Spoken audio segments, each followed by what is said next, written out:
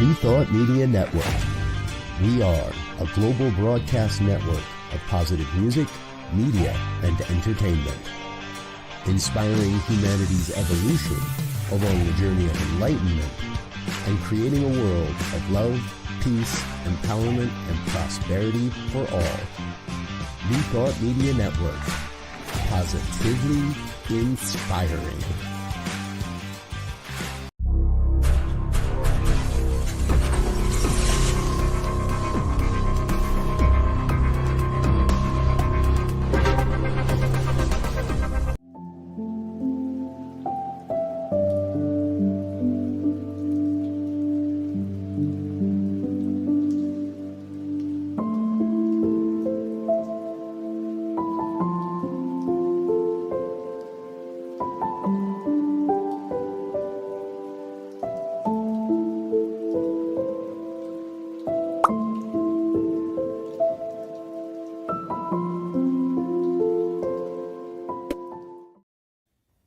It's the Practical Prayer Podcast pre-show on New Thought Media Network. I am Bill, and that's Carol, and we are getting together here online, yes, on the YouTube and Facebook Lives. And in a few minutes, we're going to start the recording of the Practical Prayer Podcast, which will emanate into podcast land sometime next week. And we get together, there's a plan to get together for a while beforehand, and we do, and it's gotten to the point where one of the last things we remember to do is talk about what we're going to talk about on the on the podcast. And Carol this week has two possibilities, and the simple one is reincarnation.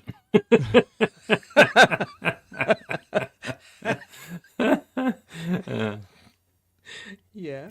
So don't decide yet, and don't tell me yet. Just when we start the podcast episode, then you can blindside me. Because it's not like I have any time to prepare. Yeah, you can handle it. Doesn't matter. You can handle it. I'll say something. Might make sense. Who knows? So, greetings to the folks who are watching on New Thought Media Network around the world right now. If you have a question or a comment, you can put them into the comments, and we can interact with you here in real time. Or if you're watching the recording, then you can go to the website at bethelight.com. That is be-the-light.com, like it says down yonder. And we'll respond from there. And the whole idea is to move this conversation about practical prayer forward. So, yeah, and there's all sorts of interesting things that are happening with that. I will be able to announce them a month from now. How's that for vague? Yeah, how about that? I heard that. Yeah, I can be vague and cryptic, and sometimes that's my favorite thing to do.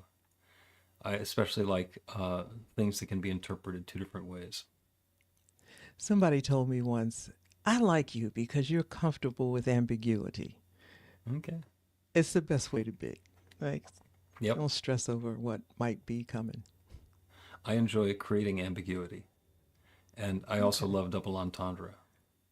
Back in the 80s when I was doing a comedy morning show on the radio, I would say something that was a complete double entendre, where if you knew what I was talking about, it was filthy, and if you didn't, it just seemed like I was saying the normal thing.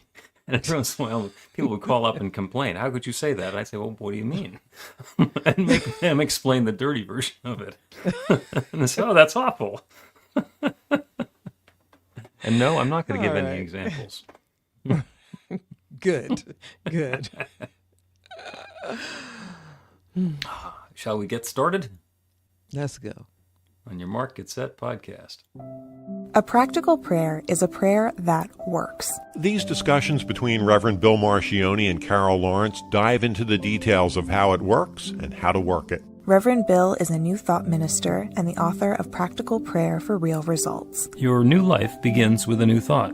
Carol Lawrence is on a spiritual quest, finding the New Thought teaching after decades on the pulpit in 3 different traditional denominations. I've got some questions. Together, they're exploring the philosophy and activities that come together from many of the world's religions to create the practical spirituality that is New Thought.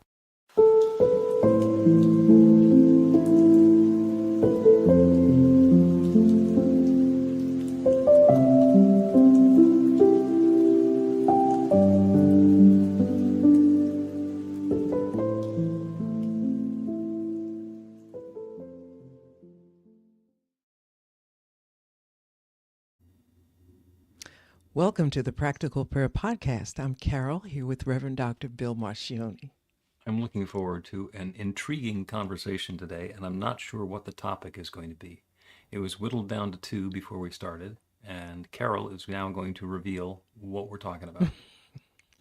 Well, you absolutely know I'm not taking the easy one. Of course not. Because, of course not. Although that would let me use the joke that I have about. Okay, sorry about your it for joke. later. You may be able to still, okay. So, I'm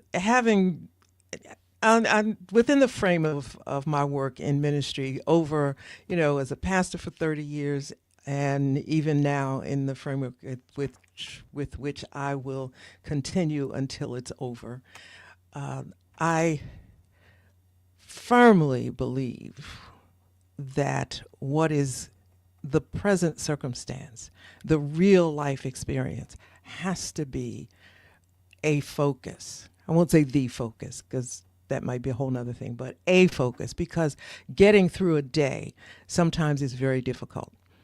Getting through a situation, a real life situation, a tragedy, a joy, whatever, is a right now experience. And I think it's so important to allow us to explore spiritual dimensions of of the life that we are living each day and in each moment.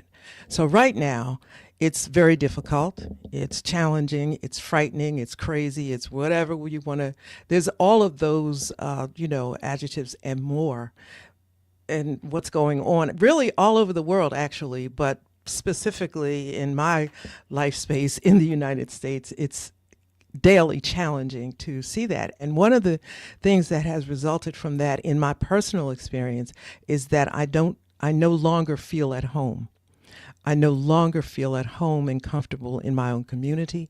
I don't feel that way in the United States. I feel threatened, not bodily threatened, not like that, but I feel threatened in terms of my comfort in all that I was committed to and pledged allegiance and all that kind of stuff has not just my allegiance, what my belief was, does not come into question, but that which I did believe feels like it's being threatened and taken. We all understand what that means. And there are people that I know that are exiting this country voluntarily, because they're just like, I'm not doing this. Right. And I get it. I really get it. But I stop and say, wait a minute, Spirit, what's going on here? Like, what the heck is going on here? I know that this is not my home. I know I'm just passing through. There's a wonderful Muslim gentleman that's in one of my communities, and he always quotes Rumi. He said, we're just walking each other home. And every time he says that, it kind of brings a tear, because it's saying that, okay, let's be reminded that we're just walking each other home, helping us get through all of this excrement. He would quote this even before the excrement started. So This really doesn't make any difference to that, but it's so relevant, so much. And I'm pausing in my own world, trying to step back from my own concerns, my fears, my whatever questions, and say, Spirit, what's going on here? I know we're just on our way home, but there's stuff going on that I think we need to pay attention to, although I may not know exactly what all of that is. What is mine to know? What's mine to do? What's mine to understand in this place that we are right now? And I'm thinking of, I have grown children, I have grandchildren, and more. Mm-hmm. So what I have to be, I desire to be solid, not control freaking. Now, it's not that, but I desire to be steady and solid in terms of being in alignment with what is going on in this. And I'm inclined to think that it's not all that unnatural. To Do feel you know that what I way? mean? Well, to feel that way, and this which is going on is not something that, like, no folks from outer space dropped into our world and changed everything. It's Right. just humanity doing what humanity does. But it's timing. Is this a timing? I made it through the pandemic, and I take that very seriously, Mm-hmm. probably because I know so many people that didn't. So since I did, and I'm living here right now, I'm almost saying I'm privileged to be here at this moment. What is mine to do? Because I don't have to Mm. be here, and I don't want to get all hung up in fear, emotions, blah, blah, blah, and miss something really, really important that I can be a part of helping us get through this. So that's it. Wow. What do you got to To say? uh, to quote one of my teachers, that's a lot, and that would be you. So as you were talking, the thing that popped into my mind is the Buddhist saying: "Before enlightenment, chop wood and carry water.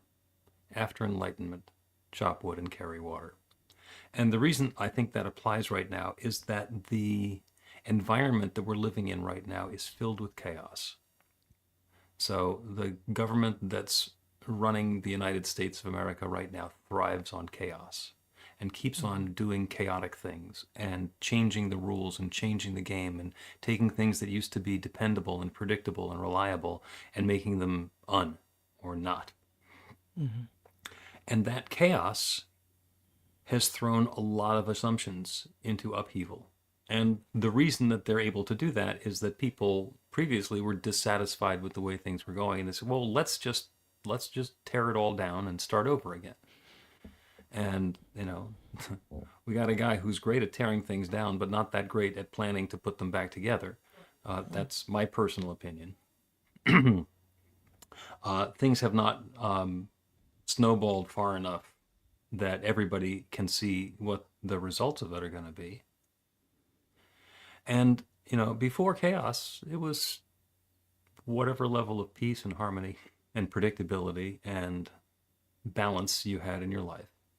And the challenge is, after chaos, to have that same state of mind, even with the chaos going on. Because it's so easy to get wrapped up in it. That's one of the things about somebody who's behaving chaotically, is they're grabbing lots of attention, and there's always something to pay attention to. There's always something new to react to. And that can make us feel uncomfortable. And I think that's the intention. And the other part that you're talking about is that now we don't know how everybody else feels about the current, latest, newest version of chaos and change and tumult and turmoil that's going on. And there are some people who currently are okay with the part of it that they're paying attention to. And maybe they're upset about a different part of it. But finding that sense of community that we used to have just with random folks in our neighborhood is much less likely. And that dependability has been greatly undermined. And if we attach our state of mind and our equilibrium and our worldview to the experience of chaos that we're being exposed to or not, then somebody is able to grab it from us. Mm-hmm. Mm-hmm. That's a lot too. Yeah, but that's but that's very real. I think this whole thing is going to be a lot for us, and I actually think that that's part of it too. because we were in such relative ease in a lot of ways. And we called it in my ethnic community the sleeping giant. Don't think for a moment the giant is dead. The giant is asleep. And there's always been that warning that giant is going to wake up. But when you're so comfortable and things are going so well, you forget about the giant. And here's something that, and I guess I really take things really personal and seriously. That's just me, I guess. But I can stop. And I was in a shopping center, and I was thinking about, I was coming out of the fresh fruit market, and I had all this stuff, and I stopped right in the middle of it. And I said, okay, so you well know that you are good at this.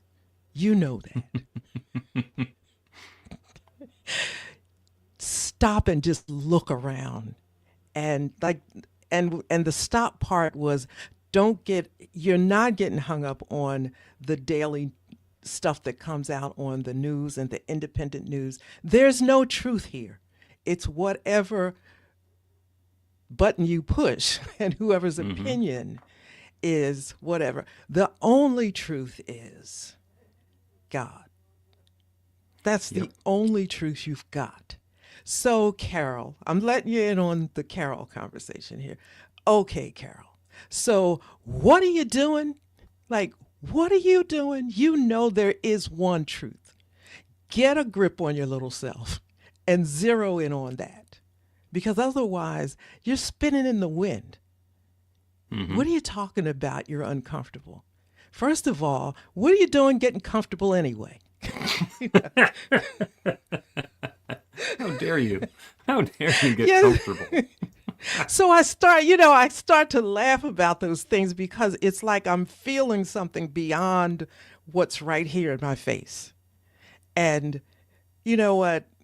Get a grip on your little self. And I tell people that a lot, and it's come to me like, get a grip on your little self. But it's far more urgent for some because fear takes over. And like, well, what's going to happen if? And here's the biggie. If a certain person steps off the edge of the earth in the next 10 minutes, hey, things are not necessarily going to go back the way they were. Get a grip on yourself. This is bigger than one person, especially one that's got some years attached to them. Yeah. Well, I mean, everything is going to end and everything's going to transform and change. And, the pandemic lockdowns happen and everybody was looking forward to things going back to normal. And then it was going to be the new normal. And then a lot of the new normal wasn't really that new. And some of it doesn't seem normal. And so where are we left? And it's an unfolding. And it continues to be an unfolding. And when the chaos settles down, what's that going to look like? Are we going to go back to the way that things were? Are we going to be able to actually do better if we start over again? I mean, I can give you a laundry list of things that I think are going to be trouble. And some of them are already troubling to me. And everybody has a different list. And that's okay. And the growth continues to happen. The change continues to unfold. And there are lots of stories about civilizations, governments, countries that have had some democratic freedom and then gone into an authoritarian strongman leader kind of thing, and then gone back. And we know that it changes and morphs and unfurls itself in different ways. England used to be the center of the civilized world. And before that, it was Rome. So stuff changes. And does it matter which country we're sitting in? Does it matter which demographic we're sitting in, whether we're going to call something good or bad? It's a thing, and it's going to change. Something different is going to happen. So before chaos, Chop wood and carry That's the water. good news. Yeah. And after chaos, chop wood and carry water. And the objective is to be able to maintain our equilibrium as we go through all of this chaotic nonsense. And yeah, I'm calling it chaotic nonsense because I can. Who's going to stop me? Well, I think, but I also think that it's correct. And something you said a couple of episodes ago, we didn't have a chance to talk about it when you said it, but I thought it was really great, and I didn't want to let it go. You use the term "good" that comes out of it. You know, like sometimes there has to be a shakeup, and there's some good. And in the middle of the storm, it's hard to focus on that. Yet, that is the truth of it. Do you know what I mean? When I stood there with the fruit in my box of fruit, I stopped and said, "What are you doing? What is the truth of this? There is good. Okay, I can't do anything about the negative." But, and I use the term window, which really probably equates to what you're saying, change, it's not going to last. Okay, so I have a window. I'm not directly responsible for anything, one way or the other, in terms of this. But while you crazies are doing this, right, I'm not directly, necessarily, on a deep level affected. I might be, but at this moment, I'm not. So I'm looking at the window. What do I need to address in my own life so that when things settle or whatever, is my own life better than it was before? So let me give you an example that I've used with other people. If your credit score was equal to your body weight before all of this, you're going to be in the same sad shape, no matter how it turns out. So in this window, there is opportunity for us as individuals to make adjustments that we need to make, no matter what the situation is, right? So I was born in this country. I'm just bringing it out. I was born in this country, my mother, my grandmother, and so forth. So I think that I'm a citizen of this country. So let's say, let's say when the whole thing blows over, I'm still here. They haven't put me somewhere foreign. Okay, what have I done in this window of time, this breath of fresh air, this eye of the storm, that will position me in a better way when all of this shakes loose, regardless of what it's like? Do you know? Because there's going to be this land. It's not going to get swallowed up. So, you know, if we maintain, how am I going to be? And I think that that's an important thing to think about. I don't think it's selfish. I think it's important. Yeah. Because if I can't help me, I can't help anybody else. I don't care how good things are. Right. It's a window, it's an opportunity. And so when you said what good, yeah, there's a lot. The most of the negative, I think, is fear. But there is good that I can control, I believe. And I agree. Focus there. Yeah, yeah. So that was a long thing, but Well, there's a lot to go into here, and you know, when the hurricane comes through, and we are, you know, there's before the hurricane, and there's being in the eye of the hurricane, and there's more storm coming, and there's going to be after the hurricane. Our first priority is to survive the hurricane, and after that, there's the possibility of rebuilding, recreating, or reinventing something. Let's take a break and continue talking about belonging or not, and whether we're enlightened or not. What I can say is, wow, there are so many New Thought celebrities in the room. I am telling you, This is a real family reunion, and if you've never been, believe me when I tell you, you are part of the family. You want to come, you want to learn, you want to be hugged on, you want to be loved on. This is the place to be. So It's a lot of fun. It's like a family reunion. We get together, we laugh and we cry, and we're together, and we deepen and It's a lot of fun. When I think about all the retreats I've been to, all of the summers I've spent going to many, many places to get spiritual food, nothing really quite does it the way Anton does.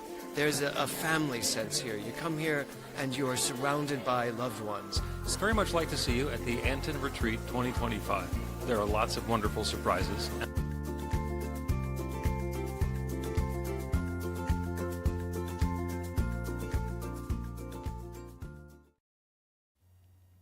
Welcome back to the Practical Prayer Podcast. I'm Carol, here with Reverend Dr. Bill Marchiony.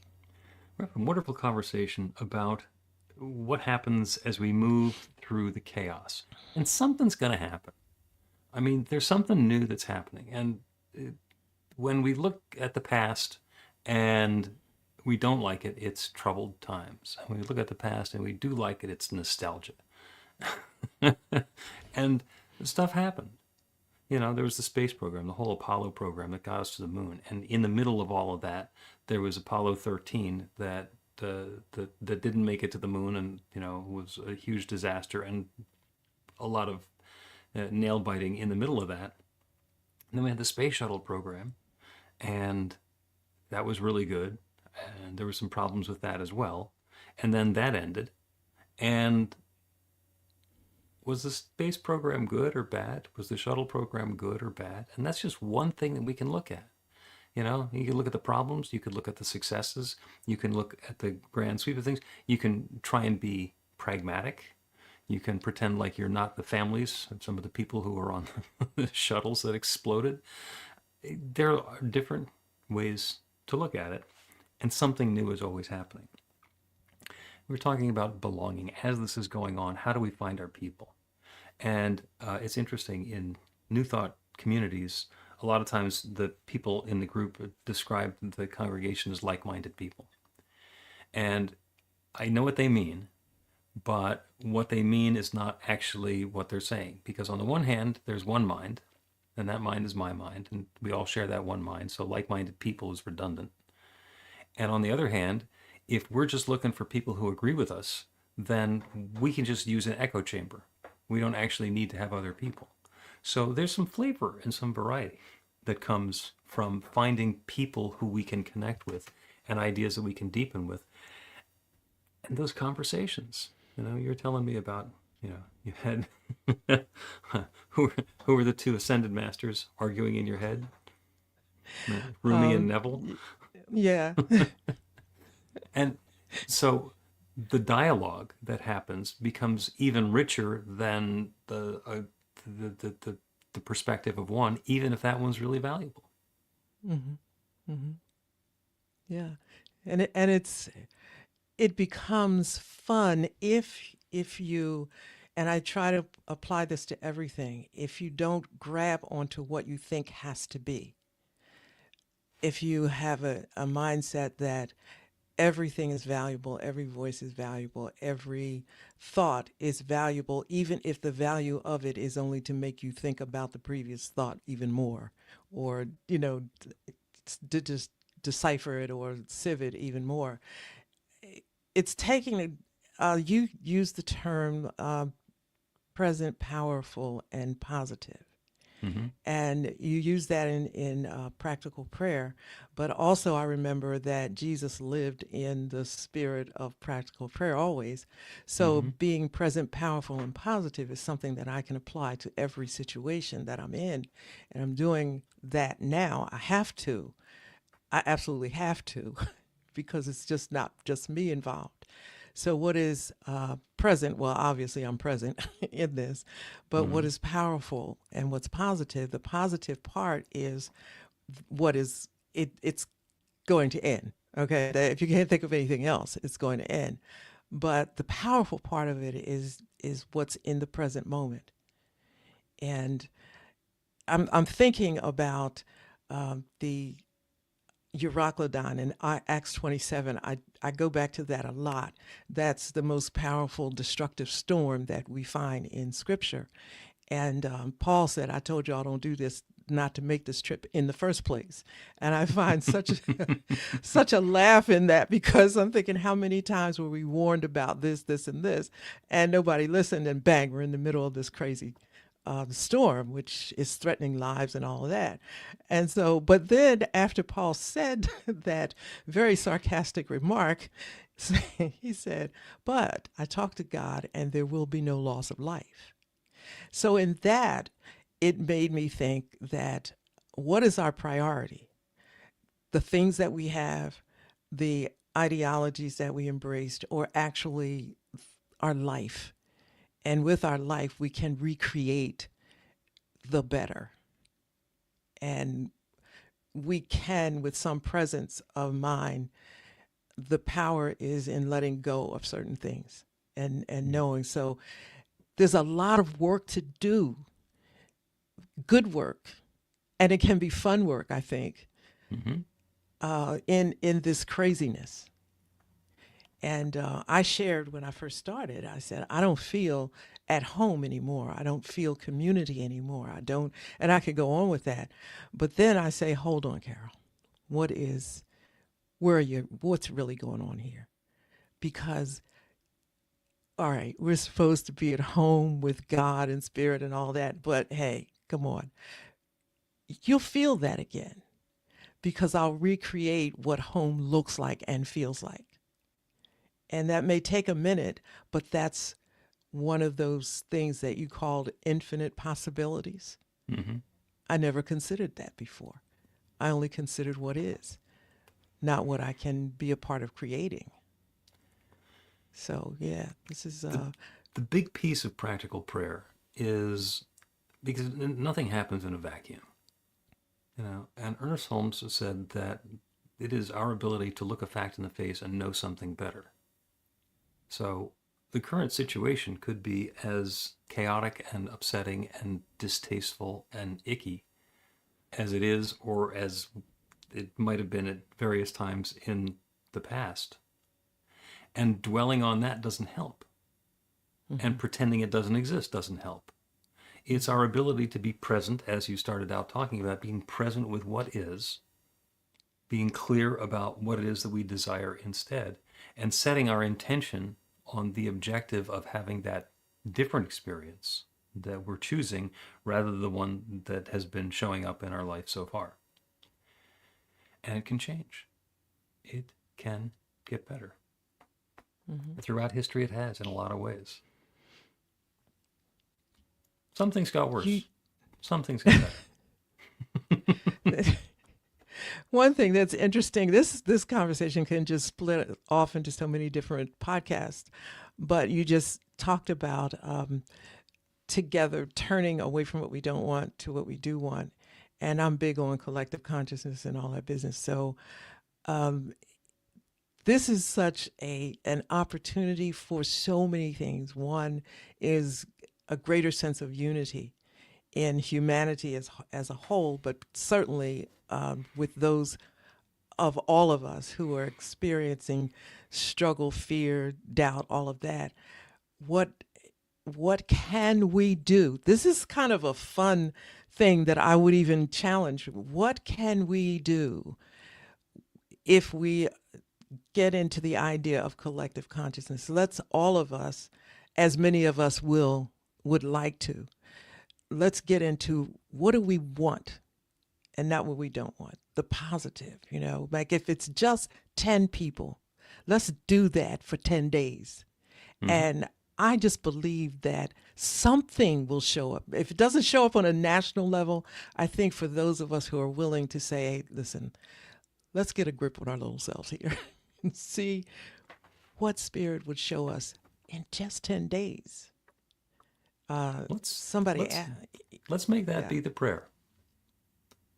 Let that be the prayer that we can close with. I'm going to change what I thought we were going to make it about it. Better in 10 days. Does that sound like too big of a reach? I think it's perfect. Really. Cool. Because it requires a bit of faith. And that's, this is a challenge. Let's go with the challenge. All right. let's take a break and come back and do that prayer. Learn to put practical prayer to work in your life. The steps are simple to learn and let you begin to get real results to create the life of your dreams immediately. Reverend Bill Marchiony's widely acclaimed book, Practical Prayer for Real Results, gives you a clear summary of the New Thought principles behind practical prayer and the series of easy-to-understand steps found in the most effective prayers from religions and spiritual practices all over the world and throughout history. Practical prayer is not a replacement for your religion or practice. It's a technique to make the work you do in consciousness even more effective. The book includes 40 prayers on various topics that you can adapt as needed and use as your own. Practical Prayer for Real Results is available in paperback, Kindle, and audiobook on Amazon or at b-the-light.com. That's b-the-light.com. Welcome back to the Practical Prayer Podcast. I'm Carol with Reverend Bill I keep getting the doctor mixed up with the Bill, so let me try. This is Carol. Reverend Dr. Bill Marchiony. Okay, this is Carol here with Reverend Dr. Bill Marchiony. Let's take the segment from the top. It's like the golfers call it a mulligan. Okay. Welcome back to the Practical Prayer Podcast. I'm Carol here with Reverend Dr. Bill Marchiony. We've been having a wonderful conversation about the chaos that's going on around us and how we deal with that and how we maintain our connection and our centeredness through these troubling times.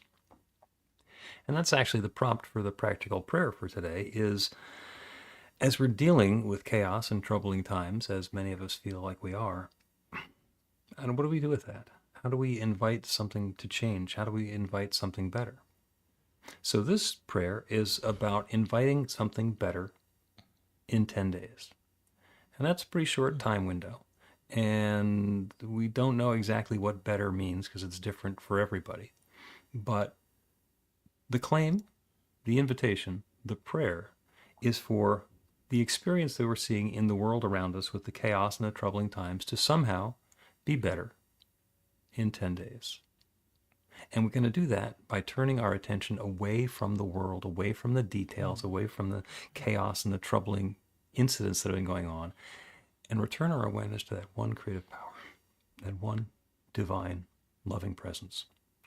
We call it God or Spirit or nature, the Creator, Big Bang, whatever it is we call it. It is that which has been sharing itself as its creation since the very beginning of time. Everything that exists everywhere, every person, every particle, every planet, everything that ever has been, everything that is, and everything that ever will be is that one divine presence taking its own specific and particular form. It is all God's love unfolding in its own way. And sometimes it doesn't look like it. Sometimes it looks like chaos. Sometimes it looks like troublemakers and troubling times. And still, it is that infinite love unfolding, inviting something new into being. And we're not going to pretend that we like it. And we're not going to claim that everything that's happened is bad. We're going to maintain our awareness that that one divine creative power that's created all of that has created each of us. That divine creative power is indwelling. It is the center and circumference, the truth of what we are. So that creative power is now working for us and through us and as us. And as we each individually and all together set the intention to experience life as something better, to have uplift and harmony, peace and prosperity, goodness and richness and sweetness for all of us in our own way, better than it has been, better than we've been expecting, and happening in the next 10 days. That's the claim I'm making now. And I know that infinite creative power that creates everything can do this. There is no power that stands in the way of it. Once let loose, that power is unstoppable. So that infinite creative power, that divine presence, that limitless love is unfolding and revealing itself in a way that will be obviously better and in shorter, in 10 days, obvious to each of us in our own way. So that's the claim that I'm making. That's the intention that I'm setting. That is the word that I'm releasing into that same creative law that has created everything. I'm grateful for it. I'm grateful for the good. I'm grateful for the stories. I'm grateful for the willingness of each one to suspend disbelief and open to this possibility of better in that short time frame. And so with gratitude for all of this good, and knowing that the law is already responding, this creative power is already creating this newness, with a deep feeling of thanks for all this good, I speak this word and I release it into that creative law, and I know it's creating this goodness now. And I let it be. And so it is. The Practical Prayer Podcast with Reverend Bill Marchiony and Carol Lawrence is a production of BeTheLight.com, be-the-light.com, where you can find more information about practical prayer for real results. Our theme is by Music of Wisdom. You can learn about the spiritual community of New Thought Philadelphia with daily guided meditations, Weekly celebrations of spirit, and Reverend Bill's classes in practical spirituality at newthoughtphilly.org.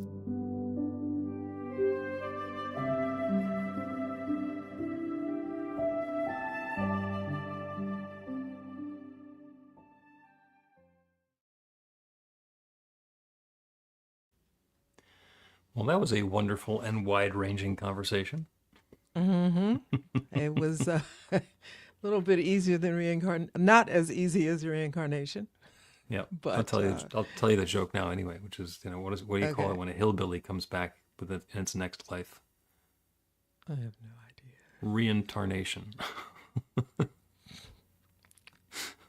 Glad we didn't make Yeah. that be the episode this time, because next time you bring it up, that will be out of my system.